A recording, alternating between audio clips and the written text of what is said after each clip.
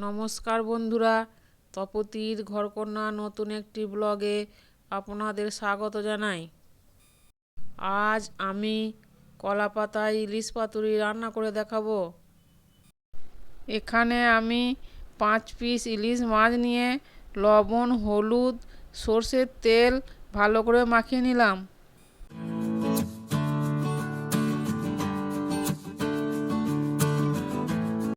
এবার মিক্সিং জারে 1 চামচ কালো সর্ষে, 1 চামচ সাদা সর্ষে, 1 চামচ পোস্ত ও 2টি কাঁচা লঙ্কা দিয়ে ও অল্প জল দিয়ে বেটে একটা বাটিতে ঢেলে নিচ্ছি। এবার ওই বাটিতে লবণ, হলুদ, লঙ্কা গুঁড়ো, সর্ষের তেল দিয়ে ভালো করে মিশিয়ে নিচ্ছি। গ্যাসে একটা প্যান বসিয়ে সর্ষের তেল দিয়ে তেল গরম হলে মাছগুলি হালকা করে ভেজে নিচ্ছি। আপনারা ভাজতেও পারেন, না ভাজতেও পারেন, কাঁচা মাছেও করতে পারেন।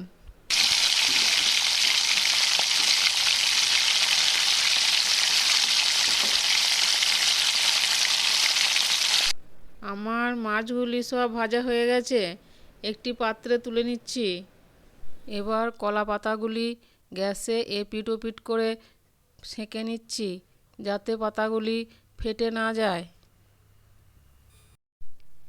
এবার একটি করে কলা পাতা নিয়ে তাতে বাটা মশলা দিয়ে তার উপর 1 পিস মাছ দিয়ে আবার মাছের উপর মশলা আর কাঁচা লঙ্কা দিয়ে ভালো করে কলা পাতাটি মুড়ে নিচ্ছি।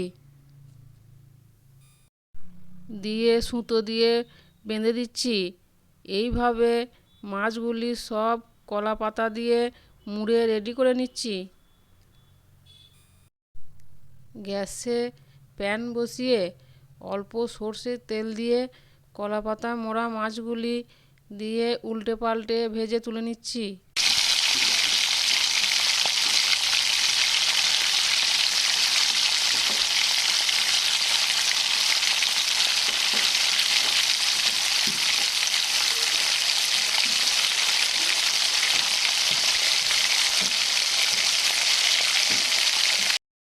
আমাদের ইলিশ পাতুরি একদম রেডি। একটা খুলে দেখাচ্ছি, দেখুন কত সুন্দর হয়েছে। যেমন সর্ষে পোস্ত ঝাঁঝ তেমন টেস্ট, আর খেতেও ভালো হয়েছে। এইভাবে একবার বাড়িতে বানিয়ে দেখুন, ভালো লাগবে। ভালো লাগলে অবশ্যই লাইক, কমেন্ট, শেয়ার ও সাবস্ক্রাইব করবেন। আজ এই পর্যন্তই। আবার দেখা হবে অন্য কোনো ব্লগে, অন্য কোনো রেসিপি নিয়ে। ততক্ষণ সকলে ভালো থাকবেন, সুস্থ থাকবেন। ধন্যবাদ সকলকে ভিডিওটি দেখার জন্য।